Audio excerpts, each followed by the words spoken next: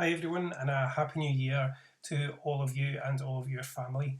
I wanted to start off today by just giving you a bit of an update and having a wee chat to you about home learning. And home learning now, as we know, is the new way that we are going to be working at the present because of the way that we are in the situation with the coronavirus. So my advice to you is to think about setting up a workspace in your home. Find somewhere in the house that you can work each day. Make sure it's comfortable and doesn't have lots of distractions. Allows you to focus and try to keep your mind active. Think about asking for support. Don't be afraid to ask for help. Remote learning is difficult. Even as teachers, we know it's difficult as well. We're learning new ways of trying to work as well. Let your teacher know if you don't understand the tasks and activities you've been given, and also ask the adults at home if you need an extra bit of help. Make the most of this. This is a unique time in history. Hopefully we'll never have to do this again, but discover a passion that you've never considered before. Perhaps learn to draw, look at videos on YouTube, or think about how you can help at home and improve your cooking skills. Focus on the basics though, thinking about reading and writing more. Find some new books or perhaps old favourites that you've got in the house. Record your thoughts in a journal, write a short story, and perhaps even write your own book. But keep ensuring that your reading and writing skills continue to help with your learning. Always remember and take a break though. That's always a winner. Too much screen time is just that, far too much. Make sure that you take some time away throughout the day and just breathe. Walk away from work, go for a stroll, perhaps phone one of your friends, have a drink of water, but remember, stick to the rules and stay safe to do so. So thinking about remote learning at Elmvale, all our learning will be posted every day on Seesaw by your class teacher during the normal school hours of 9 and 3. Now you can still have a playtime and a lunchtime in there just as normal, because I'm sure the teachers will as well. As I said, all of our work will be on Seesaw. You should have your login details already. Some classes use Sumdog and some classes use Readingwise, and you should have your login details for them. Teachers will be available to give you help and feedback on the work, and it'll just be like you are in school. They'll talk to you about your work, whether that's through voice notes or they'll give you written feedback, which will be by Seesaw through the app. Your parents can also see your work by logging on to the Seesaw family app, and Miss Fenton has already posted videos on the school Twitter account to help parents with that as well. Your teachers can also message parents, and parents can also message teachers there as well. You can also send an email to the head teacher email account, which Mr McLeod, Mr Lynn and Mrs Houston all have access to, and we will see if we can help you in any way, or you can contact the school by phoning us on 0141 558 5238. Someone will take a message, pass it on to the most appropriate person, and we will get back to you just as soon as we can. Now, having a think about why we're having to work at home just now. As we know, the coronavirus, or COVID-19 as it's sometimes called, is a virus that, like no other virus, or like other viruses, it can give people a cough, a temperature, a bit like the cold or the flu. However, unlike the other colds and flus, sometimes that can make people very ill, the coronavirus is tiny. About 100 million of them would fill a pinhead. They can live in our hands, in our noses, in our mouths, and anything that we touch, and they can float in the air and travel about 2 metres. So that means that if someone has a virus, they can give it to someone by touching them or breathing them if they're just too close to people. Have a look at this diagram. This is what scientists think. The bottom row, the children might have the virus, they might not feel very unwell, they might not even notice that they've got it. The same goes for maybe older brothers and sisters, or the people that they might know who are at secondary school. People of the age, however, that looks after them at home might feel a bit more ill if they get the virus. Most of the time though, they'll be okay. But for older people, maybe the age of grandparents or great-grandparents, the virus can be more serious and make them very ill. And this is that the other people that can be very ill with the virus are perhaps people who have other illnesses already.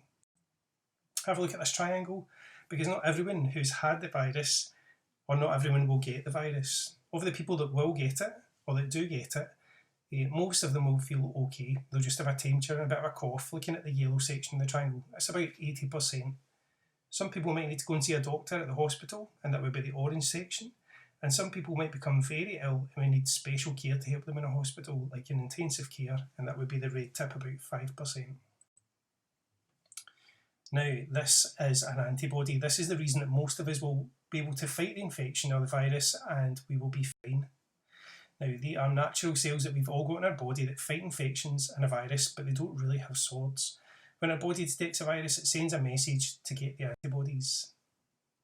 They outnumber the virus and they stop it from spreading. And if we carry on as normal, And someone with the virus will give it to about 3 people, either by touching something they touch later on or by breathing near them for a while. This could be getting on the bus or touching a handle or a seat that someone else touches later. It could be after the first person's got off the bus, so the person might not even know that they've passed it on. Or it could be sitting next to them and passing it on by breathing. Imagine that one person has got the virus. Here's the 3 people that they could give it to. It takes about 5 days of normal activity, day to day, going to school, seeing friends, and they've passed it on. And those 3 people give it to another 3 people over the next 5 days. And then those 9 people give it to 3 people each. And those people give it to 3 people each.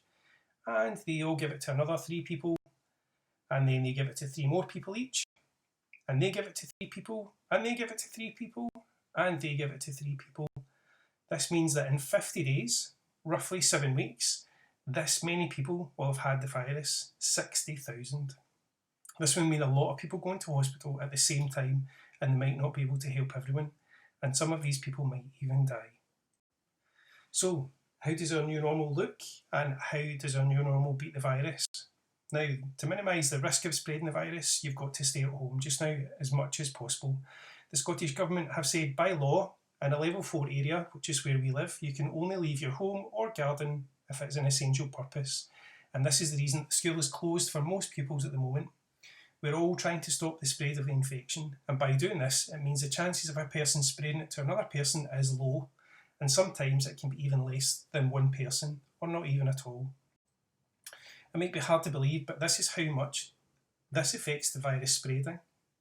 Under the new normal, or under the rules just now, thinking about if 1 person spreads it, in about 5 days they might give it to perhaps 1 person, and then 1 person might give it to another person. 5 days later they might give it to another. That 1 person might give it to another 5 days later to 1 more person, and so on and so on. By the end of the same length of time as earlier, 50 days or about 7 weeks, only 10 people would get the virus. And that's a bit like the R number that they talk about on the news sometimes. This means that the hospitals and our NHS will be able to help everyone. So what is it that's really important, that's really making a difference, and why do we need to do these things? By following the rules, we are saving people's lives. It means that less people will get the virus, less people get ill, and less people have to go to hospital. And the hospitals will be able to help them. It's funny though, because we might never know whose lives that we've been able to help save. It could be someone's grandpa, or it could be one of the teacher's relatives, or it could be a complete stranger, no one that you know. The changes that we do have to make though for the new normal might not be a lot of fun, but we do need to remember why we're doing it. So if you're getting a bit fed up with things, just think to yourself, I am helping to save lives.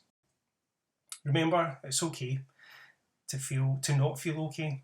Speak to an adult and let them know how you're feeling. Remember, if you're worried, to talk to someone at home or speak to your teacher on Seesaw.